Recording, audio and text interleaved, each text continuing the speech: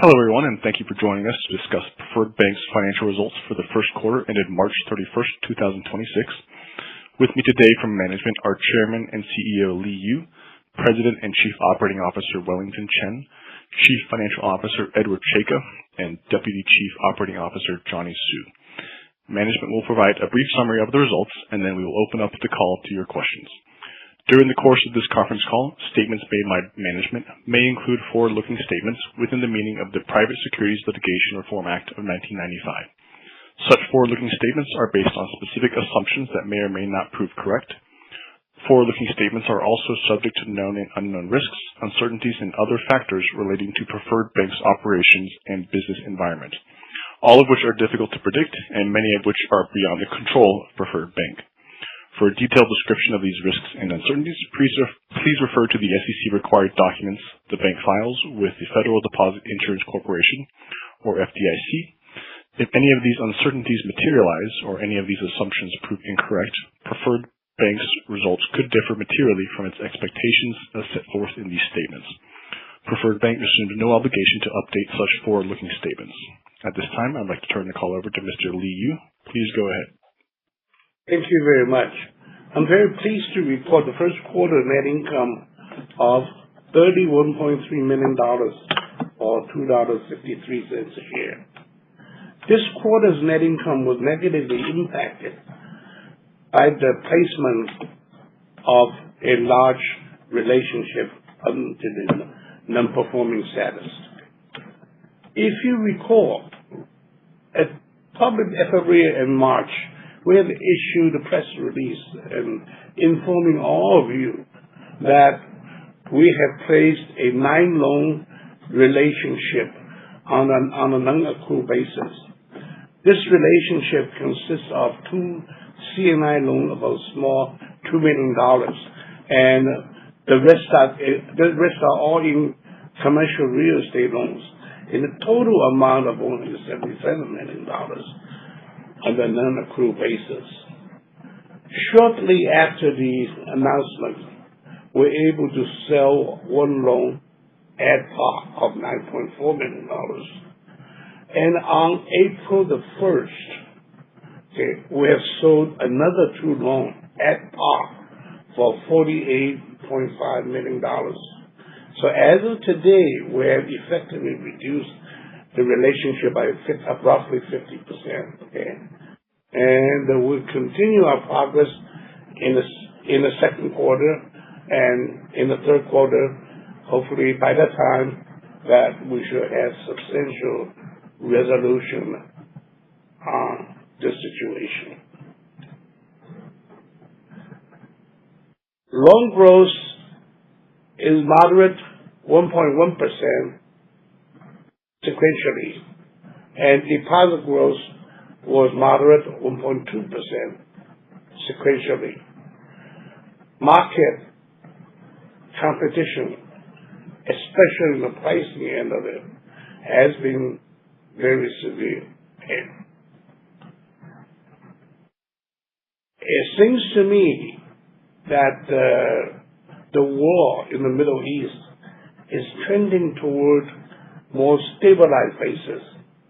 I hope our country can soon concentrate on our economic affairs in the ensuing months. Our net interest margin was 3.57%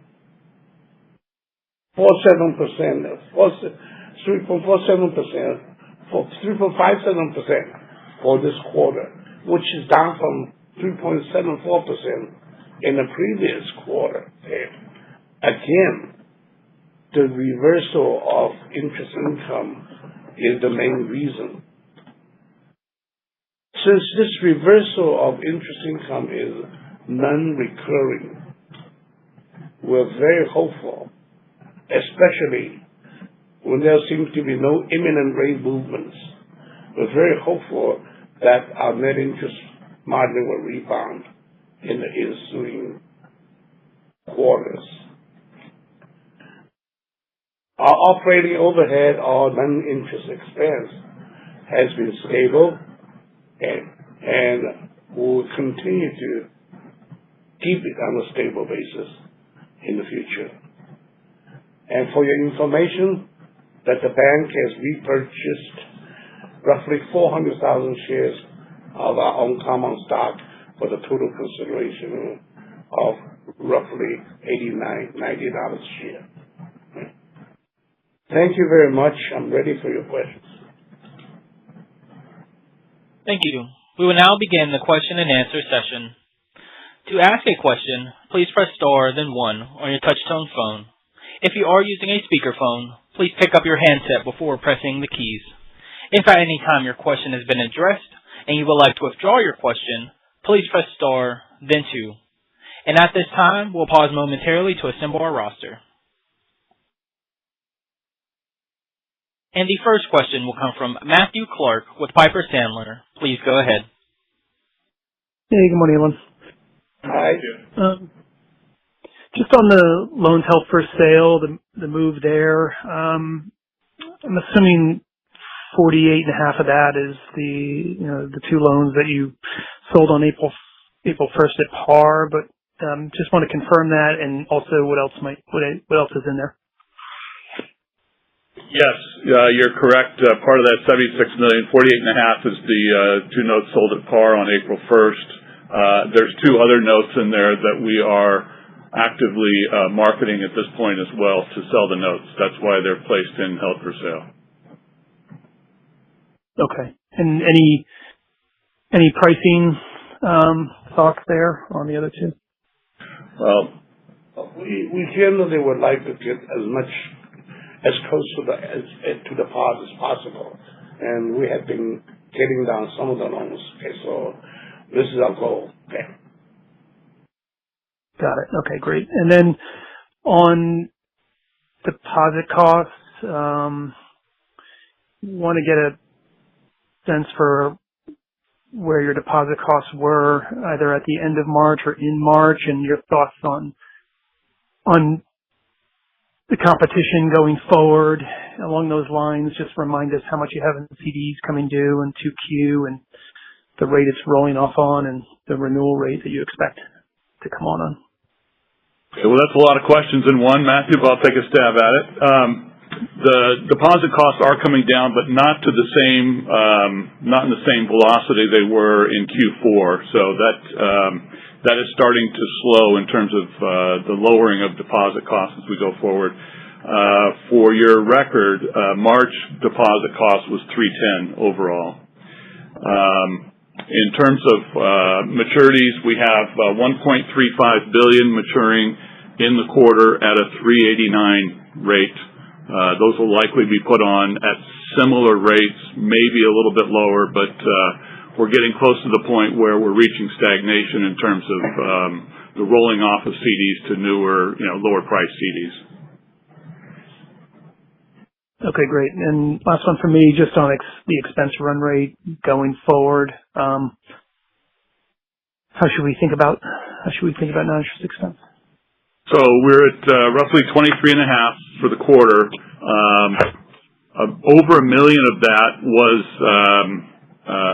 heightened levels of payroll tax related to bonus payout and related to stock vesting, which both occurred in the first quarter. So as we go forward into Q2, I'm looking for something in the high 22s to low 23s. Great. Thanks again. Mm-hmm. The next question will come from Gary Tenner with D.A. Davidson. Please go ahead. Thanks. Good morning. Hey, Gary. Just wanted to ask on loan growth. I mean, the production, I think, must have been pretty decent this quarter just to have kind of the line growth of LHI and loans held for sale. So if you talk about production, competition, and pricing in terms of the loan book. Well, pricing is all over the place. We're still facing a lot of people is pricing below 6 on a fixed rate basis. We can't afford to do that. Okay. So, and especially when the movement of the interest rate is unclear at this point in time. We have not been getting the rate cuts that we previously forecasted. Okay. So most people have been having, let's say, frankly speaking, they're doing rates a little bit less than I expected.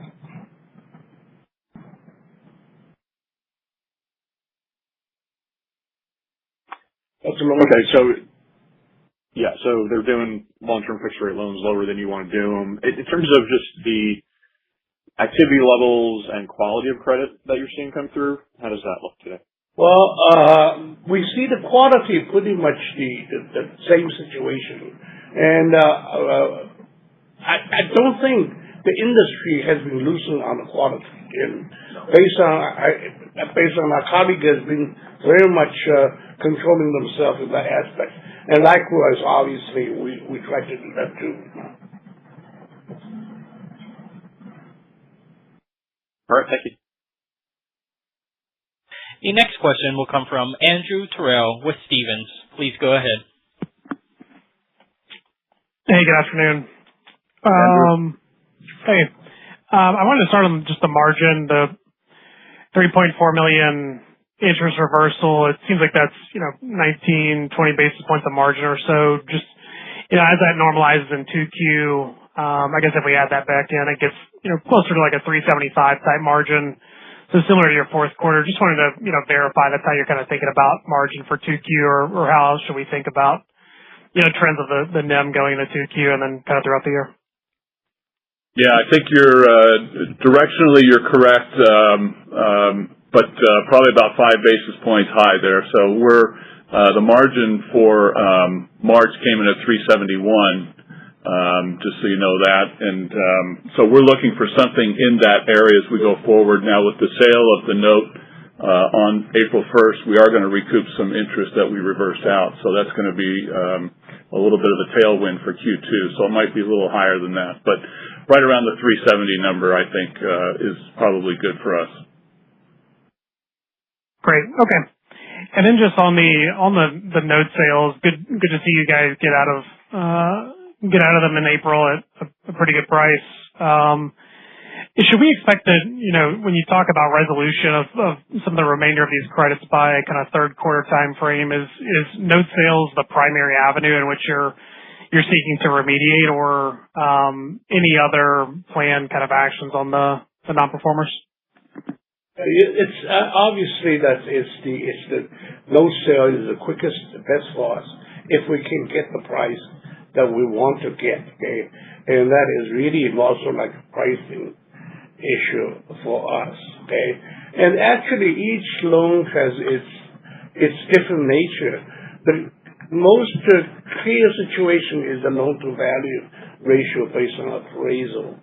Normally speaking, that obviously that when the situation narrow, you don't get as good a pricing as the others, as the so-called loan with a bigger margin, okay, in situation.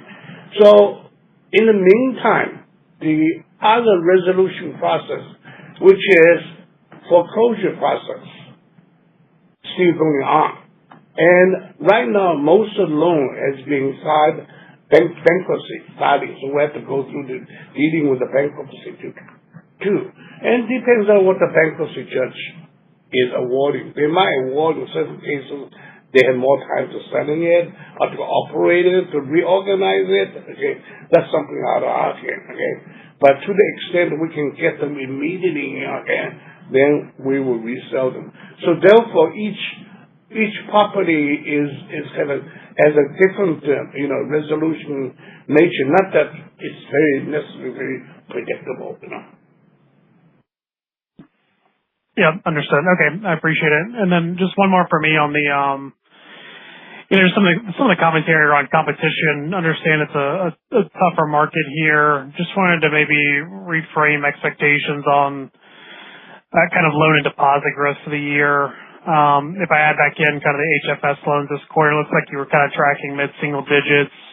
Do you feel like in this competitive backdrop that's, a decent cadence through the year for loan growth, or are we, more likely to see some compression? Just given the competitive environment. Yeah, I think about 3 months ago in the press conference, I was saying internally, we're guiding ourselves doing high single digit. Okay. So, but however, internally, we didn't know there's a war in Iran. Right. Okay. So, how much the change of that on that issue alone, we do not know.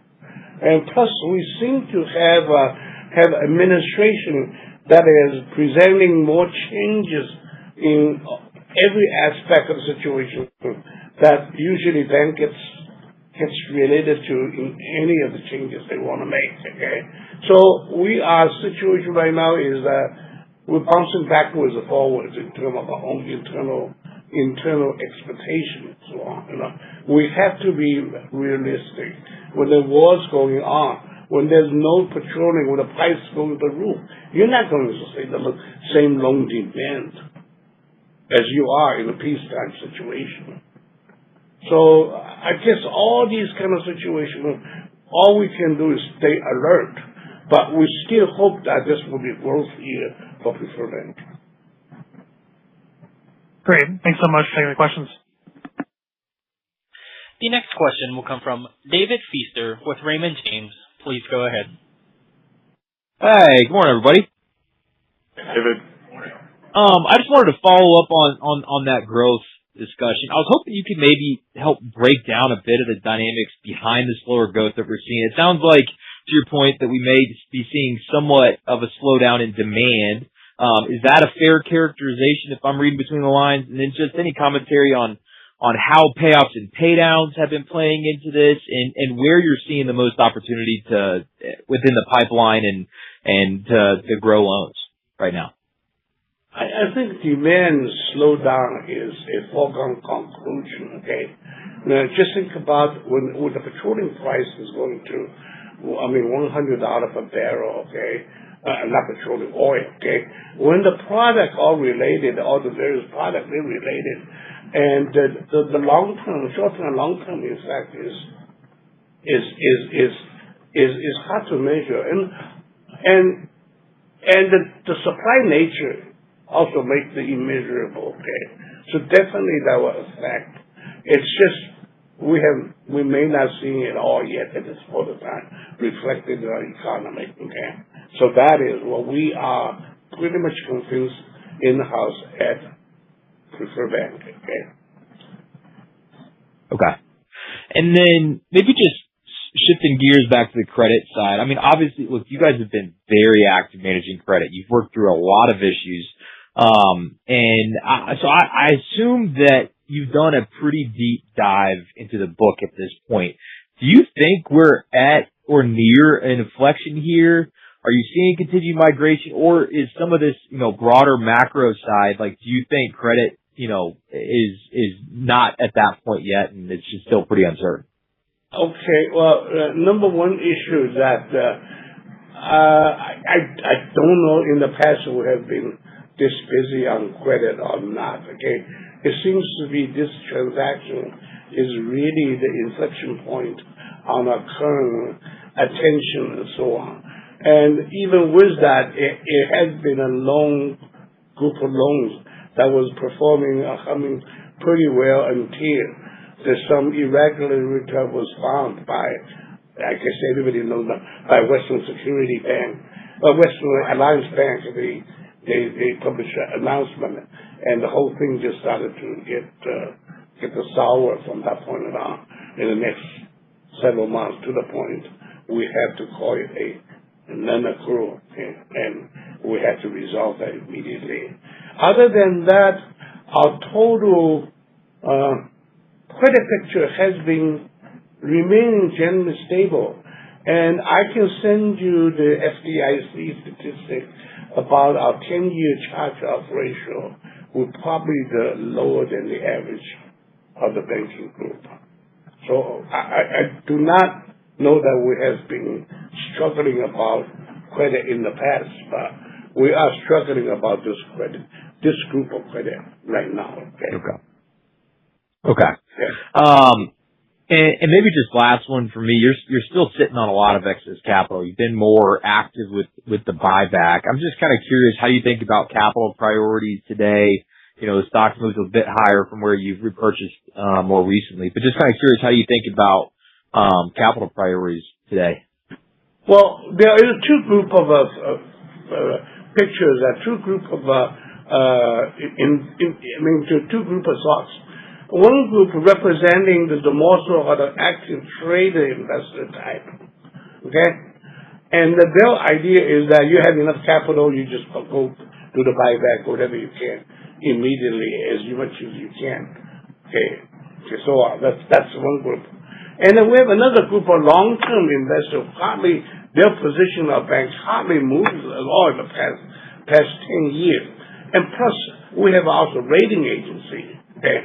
Both of them seem to say, well, you need to play it safe on your capital. What you need to do is look at the future economy, look at your earning forecast and determine on a flexible basis what you can do year from year. Okay?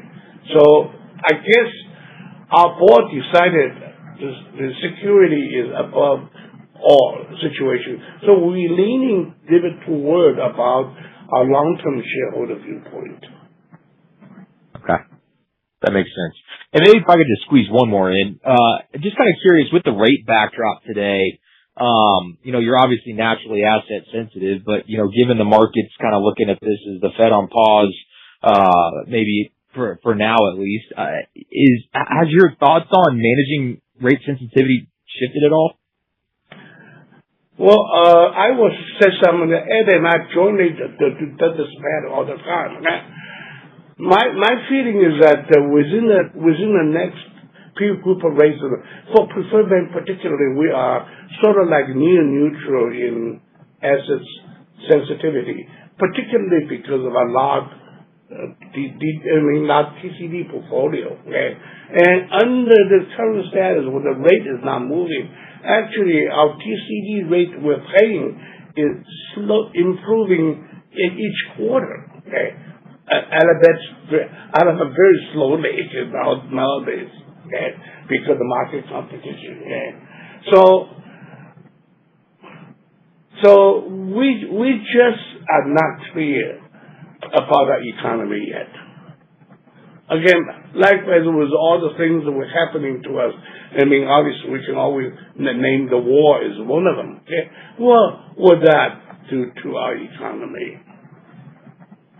Would you be able to tell me whether we're going to have recession ahead of us, or we have low growth ahead of us, or high growth ahead of us? Okay?